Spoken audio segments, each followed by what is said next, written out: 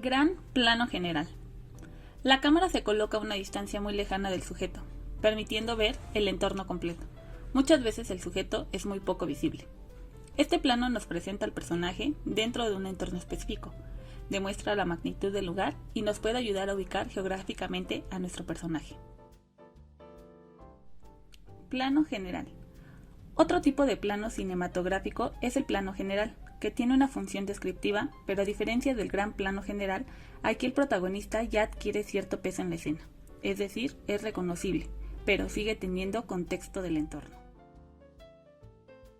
Plano figura.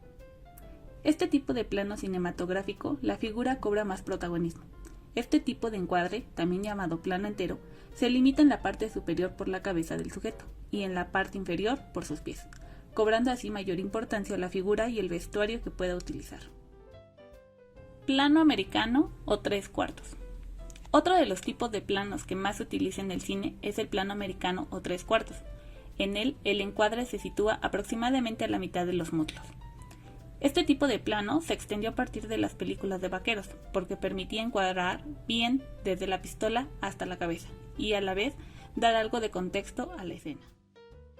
Plano medio. El plano medio se caracteriza por cortar al protagonista aproximadamente en la zona de la cintura, dejando cierto aire por encima de la cabeza.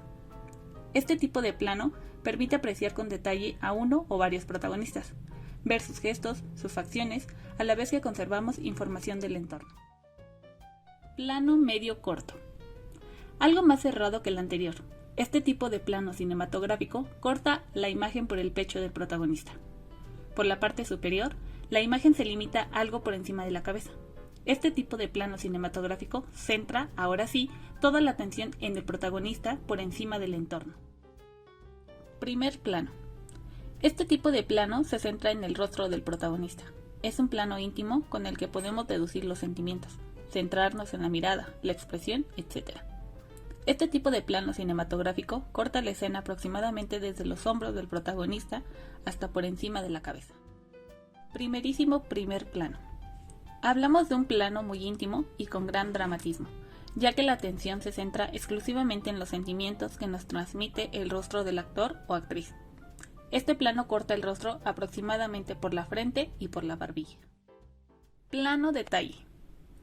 Este es el plano utilizado para dar énfasis a los detalles de la narración. Puede ser detalles del sujeto o de los objetos que se quieran destacar. Se suele utilizar para dar pistas o centrar la atención en elementos clave para el desarrollo de la narrativa. Plano cenital. El plano cenital es aquel en la que la cámara se coloca completamente por encima del sujeto u objeto, en una posición de 90 grados con respecto al mismo. Plano picado. Un plano tomado desde arriba con una inclinación aproximada de 45 grados, que nos sitúa físicamente por encima del protagonista. Este tipo de plano transmite vulnerabilidad, miedo o fragilidad. Plano contrapicado. Otro tipo de plano cinematográfico con la misma inclinación que el anterior, 45 grados, pero esta vez desde abajo. Suele utilizarse para mostrar el poder del personaje, su superioridad en algún ámbito o su heroísmo. Plano frontal o normal. En este tipo de plano cinematográfico, la cámara se sitúa frente al protagonista sin ningún tipo de angulación. Plano nadir. Este es un tipo de plano cinematográfico muy extremo, utilizado sobre todo para escenas de acción o de gran carga dramática. Genera una profunda sensación de vértigo.